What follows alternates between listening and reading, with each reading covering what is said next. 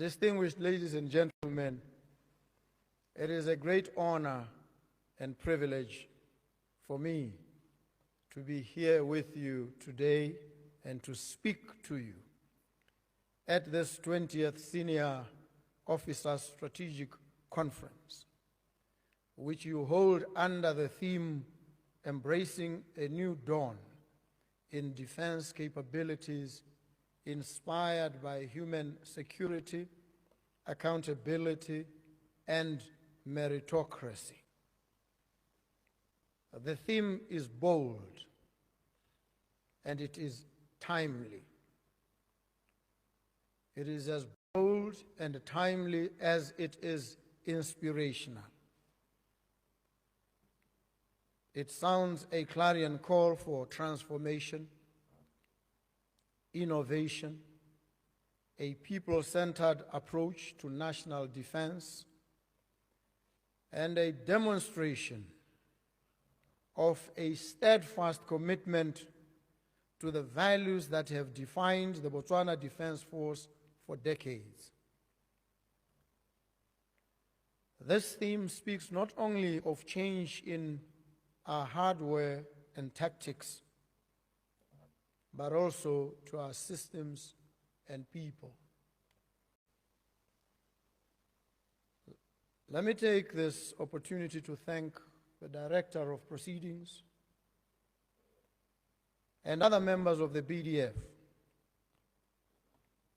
for your dedicated service and for keeping Botswana safe. Botswana appreciate the sacrifices you make, often at a huge personal cost, in order to attain a safe and stable environment in which personal freedoms are assured. We owe you and the entire membership of the BDF a debt that we can never fully repay. So let me acknowledge here and now that I have interacted with the Commander on many occasions, and he has outlined to me some of the challenges that the BDF is currently facing. These include issues pertaining to conditions of service for the members, as well as the civilian employees of the BDF. Operational readiness, social welfare challenges, mostly aggravated by the ever-changing operational environment in which you exist. I give you my assurance, solemn and serious, that government is committed to ensuring that our military is adequately equipped and resourced for the full range of military operations it has to undertake.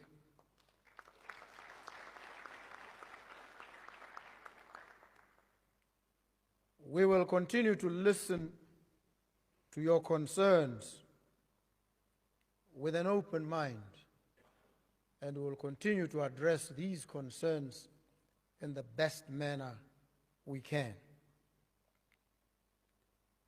Some of the challenges that face us and you involve issues of pensions, and when they involve pensions, they obviously implicate retirement, which for the BDF occurs very early. Maybe there's need to engage on that issue, the age of retirement. I've reflected on it privately. I want us to reflect on it publicly and engage each other and establish whether this age, which has applied for so many years, is the right and perfect age for retirement. We also are wrestling with issues of accommodation, healthcare services, equipment maintenance, refurbishment, and replacement of your military wear. We may ask, what do Botswana expect from you in return? In your service to this nation, the citizens expect you to be gatekeepers of all the things that are good and noble about the profession of arms. Botswana reposes special trust and confidence in you to serve them with diligence above all other considerations. Your first responsibility is the protection of life, and you cannot have your members act otherwise. Any departure from this professional conduct will invariably erode the trust and confidence that the nation places in you. You are the nation's first line of defense. The nation expects of you to provide a secure and stable environment, which is a foundation upon which economic growth is built. This is because your role in maintaining national peace and security directly and indirectly enhances Botswana's attractiveness to foreign investors. One of the investors who had only been in Botswana for 3 days expressed to me how he had fallen so much in love with the country in those 3 days. And I asked him what it was about the country that had been so attractive to him. And he said to me, there's a fundamental niceness about the country. Fundamental niceness. And I was extremely happy because I understood deep in my heart that that fundamental niceness is constructed around the peace and the stability this country offers, a predictable and safe environment undergirded by a disciplined, committed Botswana Defense Force.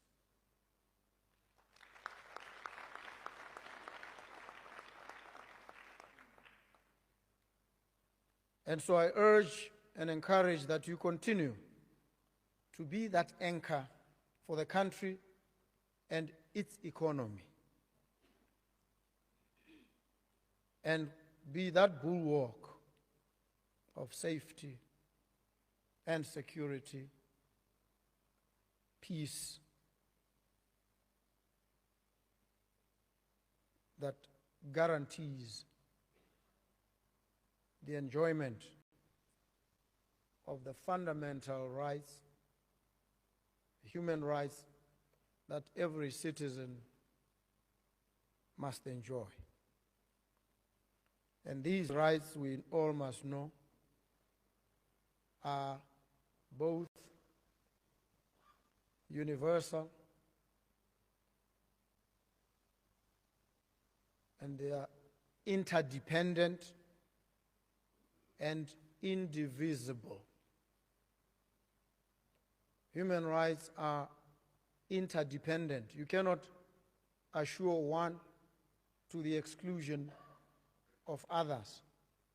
You must assure them all. And they are indivisible.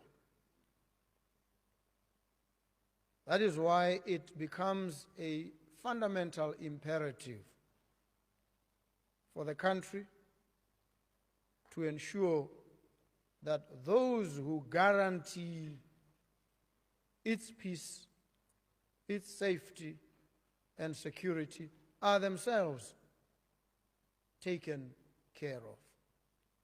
It is an obligation, therefore, to look after the Botswana Defence Force.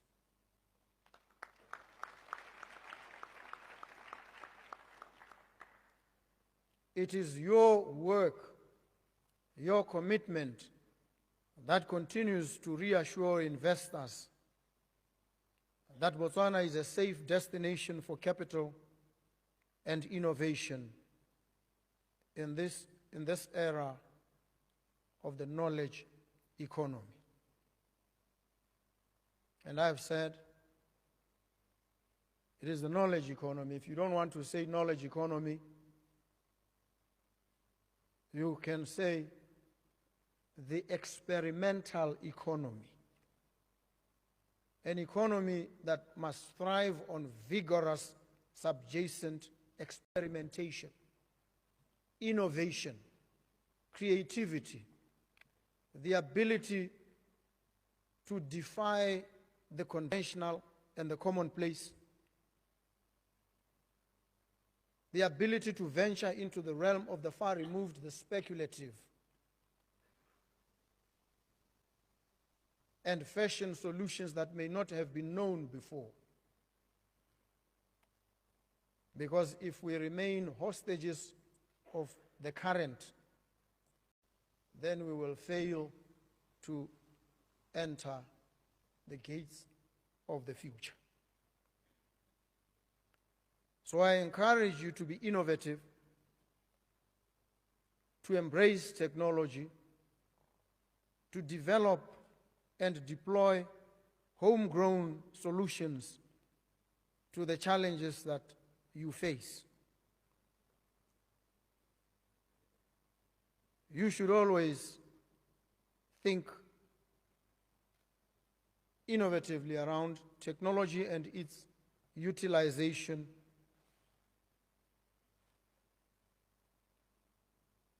in relation to the defense systems,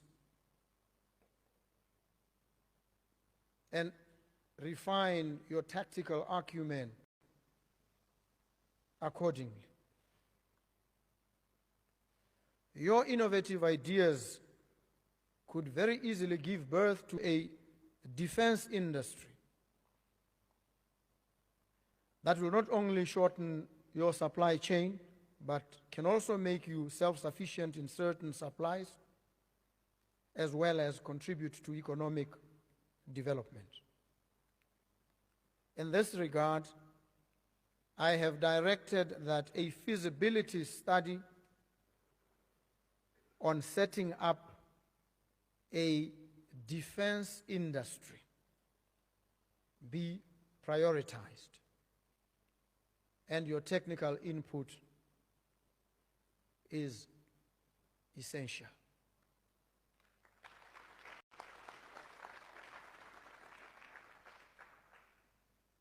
We need to develop this military-industrial complex. We need to develop it quickly. And so we will have to amend the laws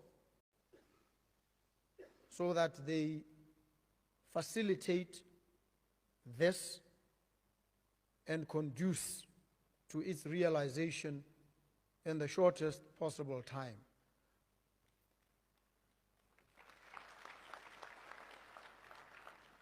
it will present prospects and opportunities for many of you. That whatever we decide ultimately about the retirement age, retirement may only mean shifting from active duty into a corollary supportive industry.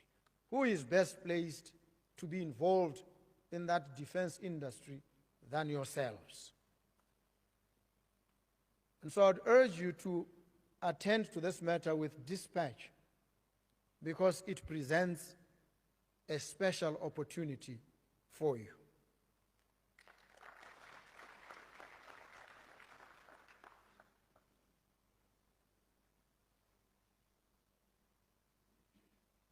I also would like to urge, there are many programs that we are trying to develop on the trot. One of them is a housing program.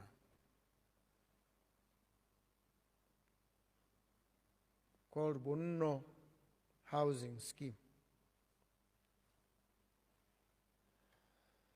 The bold ambition of this program is to ensure home ownership. That no person in this country be without a decent house.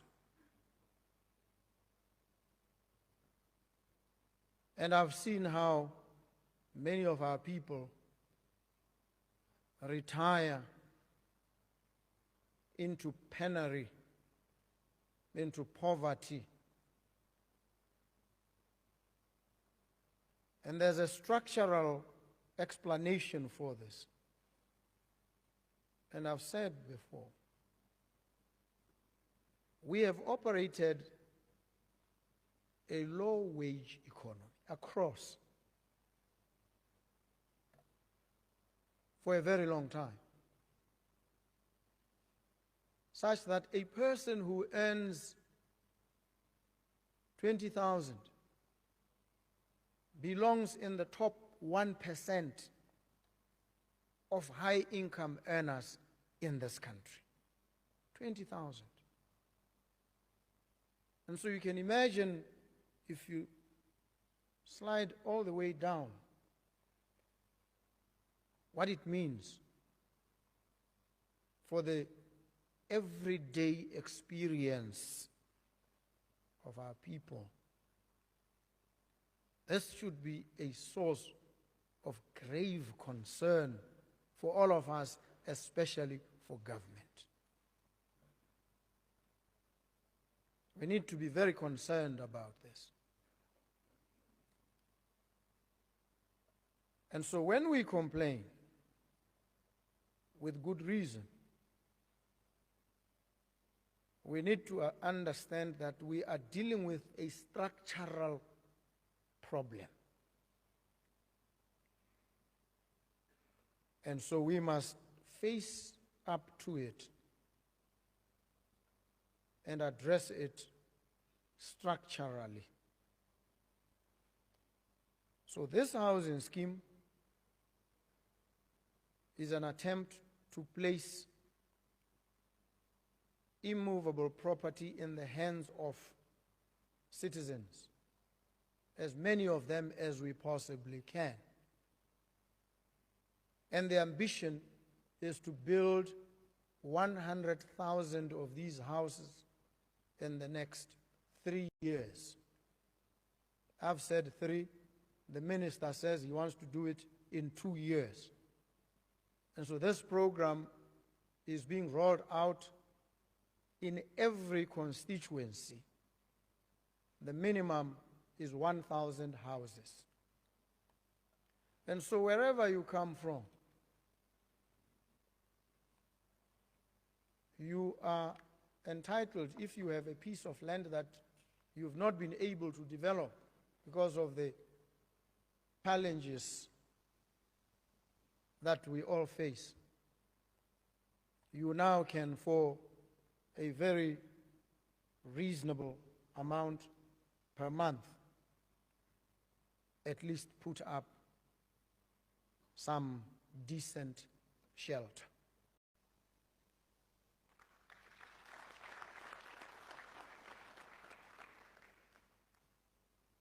The idea is to ensure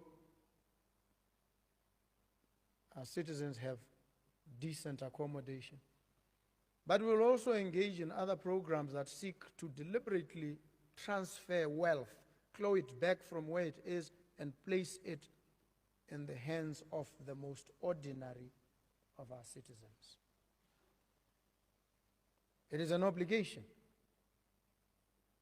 Government has to do this if it is a government of the people, for them, and by them.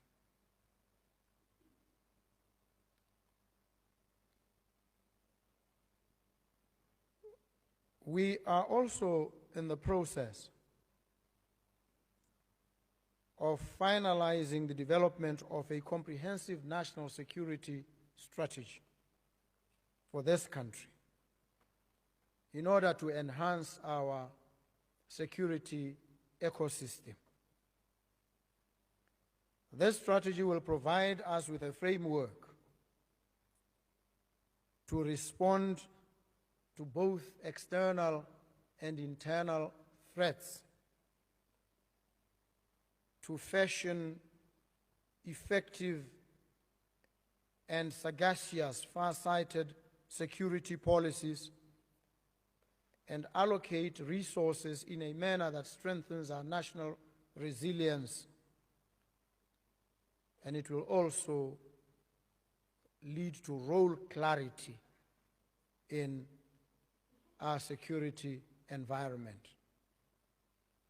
And so I call upon all of you, as the custodians of our peace and stability, to provide your insights, your experience, and your wisdom in order to shape this strategy and ensure that it reflects our national values, responds to emerging security challenges, and that it upholds our sovereignty and our territorial integrity in this ever-changing security environment.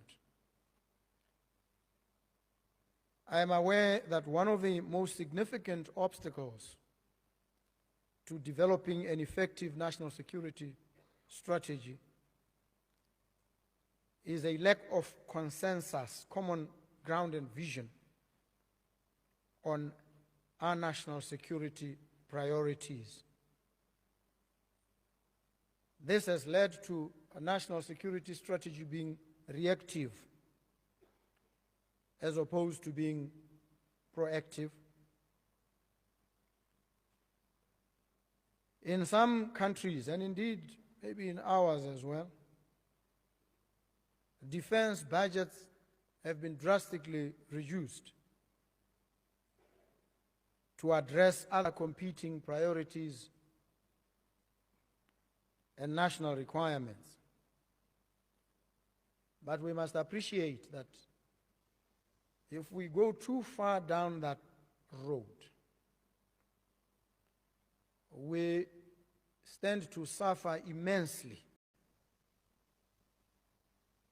in times of need. And so we must position ourselves to be ever ready, properly resourced, having honed and refined our strategic capabilities. And so we must take our cue from what is happening in the region and understand that we must prepare ourselves well in advance, in anticipation, so that we do not wait for tragedy to befall us and then begin to prepare under pressure of calamity.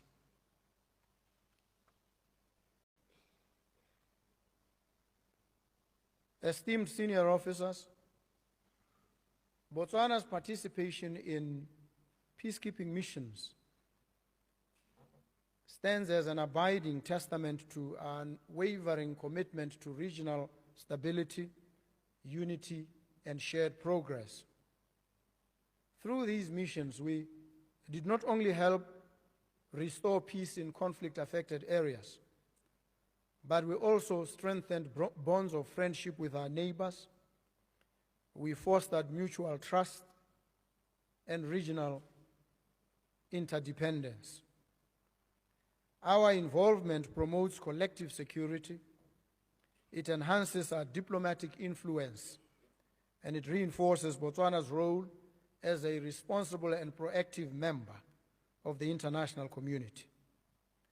Our active participation in the SADC mission in Mozambique, SAMIM, and the Democratic Republic of Congo, SAMI DRC, evidences this.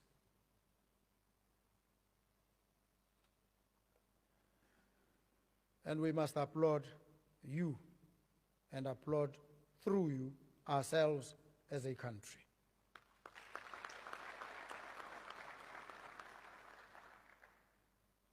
Turning now to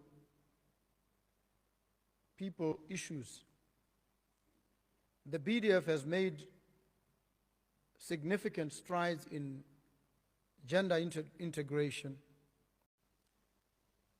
aimed at addressing issues of equality, equity, and inclusivity. This is demonstrated by the active participation of women in peace and security initiatives on a global stage, and further by the command decision to establish the Gender Integration Office in the BDF. Gender mainstreaming is a critical component of the military for operational efficiency and effectiveness. Distinguished ladies and gentlemen, another plague that afflicts us is domestic violence, gender-based violence, murder, suicides, and such like. These pose a serious threat to our national security. These crimes undermine our development agenda, erode social cohesion, and trample upon human rights. These need urgent and coordinated attention across all sections of our population. And you took an oath to defend, to protect. And this oath precludes, it prohibits you from becoming perpetrators of gender-based violence. You must display at all times the discipline, a kind of discipline that moderates your reaction to crisis and challenge, a kind of discipline that enables you to be an exemplar in society. Of course, you are human beings as well. Some of these challenges tax you emotionally and physically. But you are a different breed. You are a trained species of human being, steeped in certain values and a certain order of discipline that must enable you to step back, to reflect soberly and sensibly about some of these challenges, even when they affect you personally. And they affect all of us, by the way, Make no mistake about it. Well, none of us is immune. It is how we choose to react that sets us apart. And so you, in the disciplined forces, must be the ones that lead by example. And so we must all hold hands and protect, defend the country and society against gender-based violence.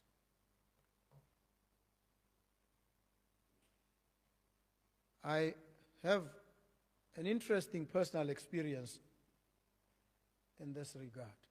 Many years ago, in my law practice, a senior BDF officer came and wanted to consult. And I sat there, entertained him, and he related his story. He was carrying his stick of honor.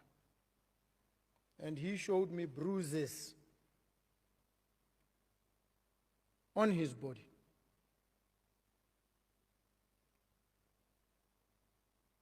And he told me that he had, as he was sitting in my office, he had just been physically assaulted by his wife. And I sat there looking at him. And as he was relating his story, I was getting angry and angrier and angrier. And he related to me a painful ordeal that had taken a long time, and he had endured it. And so I was looking at this army man, and as he was telling me this and telling me how he is a victim of constant physical abuse by his wife, I was asking myself, I was young then, this guy is a soldier. He is charged with the responsibility to protect me. And he can't protect himself from his wife. He has been assaulted. So I was getting very worked up, and I was looking at him, waiting for him to finish.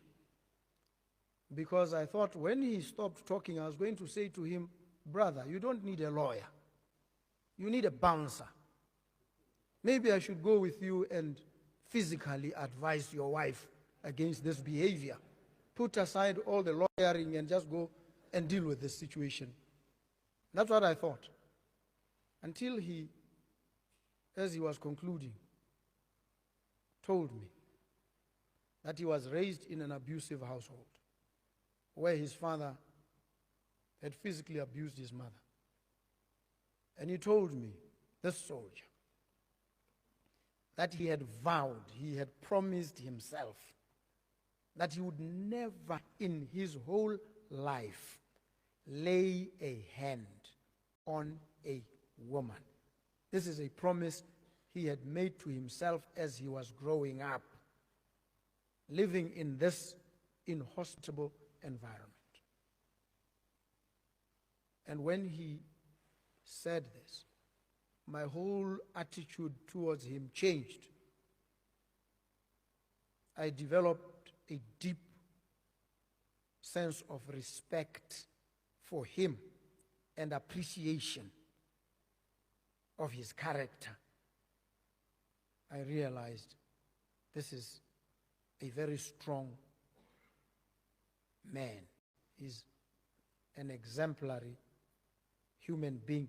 He is every inch a soldier, disciplined to the core, disciplined unto death.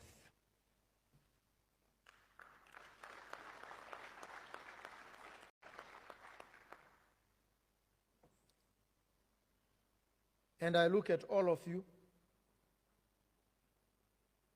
and I expect no less from you,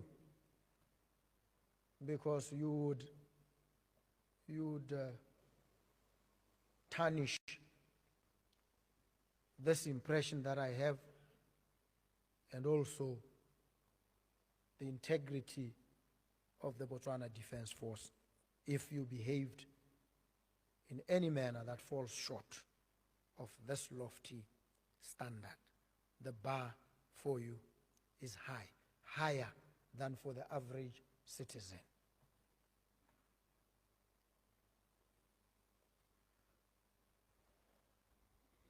One of the things that we must also do, and it is a challenge not just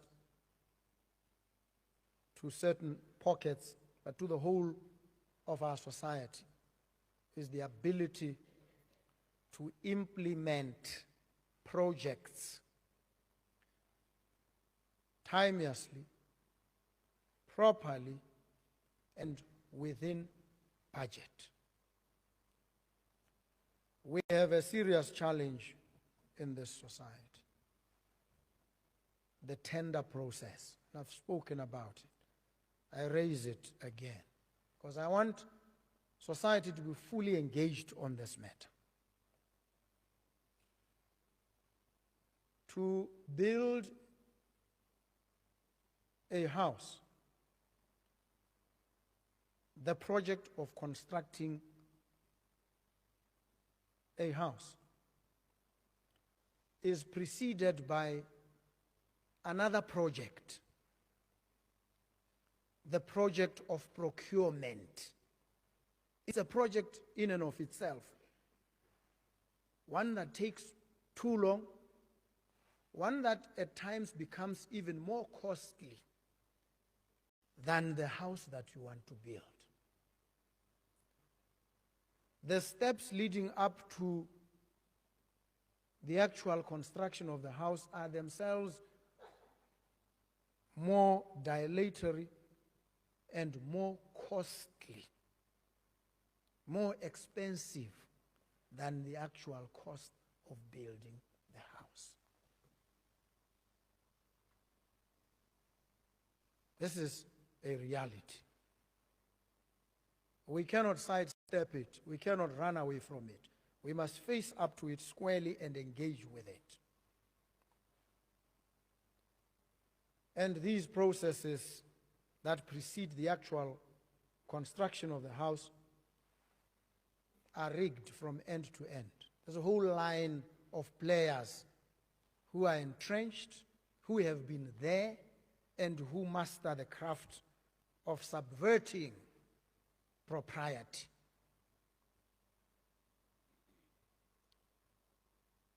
So when a tender is issued, people purchase it, it is already known who this tender belongs to. Others are just accompanying at great cost to themselves. And it happens, and we know. I've dealt with it as a legal practitioner. I know it from end to end. I understand it fully. I've engaged. And often when it turns out that the process cannot be short-circuited, the tender is cancelled. And the process begins. So if you wanted to build this house in the next 6 months, it's going to take you 10 years fighting over whether to build this house or not. And in that interregnum, people are homeless, they are without shelter. What do we do? That's the question. And I have said, I want to change this country spectacularly in 3 years. So I don't have 10 years. I don't have 5 years. I don't have 6 months to decide whether or not and go to court. No, I don't have that time. People, yourselves, need accommodation. And if I'm going to submit myself to a process that will take me 10 years to deliver accommodation to you, then I would have failed you, and failed you spectacularly. So what do we do? We need to ensure that there's transparency, there's openness, there's accountability in each and every process that we undertake. No doubt, that is not negotiable, and that there is no corruption.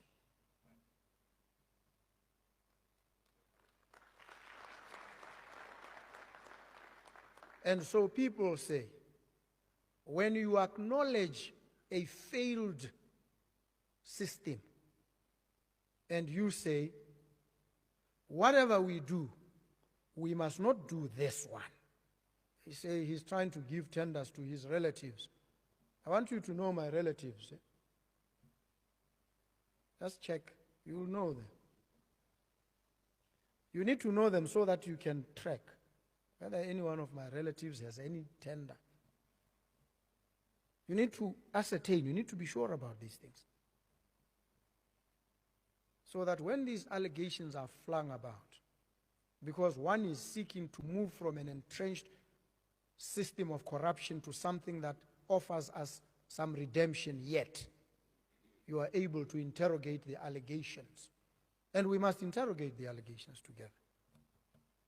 And so it's going to be very critical for us to find ways of moving away from this corrupt system and engaging in a different one that we can monitor and track, one that delivers results timeously, within budget, no corruption. And so we need to look for the best practices. And that we will do. If there's anything that I'm not afraid to do, it is to take decisive measures, even in the face of opposition and hostility. If it has to be done, it is good for the country, it is good for the people, I will do it. Make no mistake about it. I declare this, and I declare it publicly so that it is known, so that when you gauge and you assess, you understand how I approach these matters. And with me, I'm always open to engagement. You disagree with me, let's talk. You tell me, I think you're getting it wrong here. And I'll listen to you. And if I realize you are correct, I will say it to you, but not just to you. I'll also say it publicly. I've been advised by my friend or my colleague that this approach is wrong. I have reassessed. I have come to the conclusion that it is actually wrong, and we self-correct. That's how you operate. Because we're all frail and fallible. This is the concept of bofokoti. This is what it means. When you say that, it means you appreciate your own frailties, your own brokenness. You're broken and fissured yourself. And so when others come and they approach you with a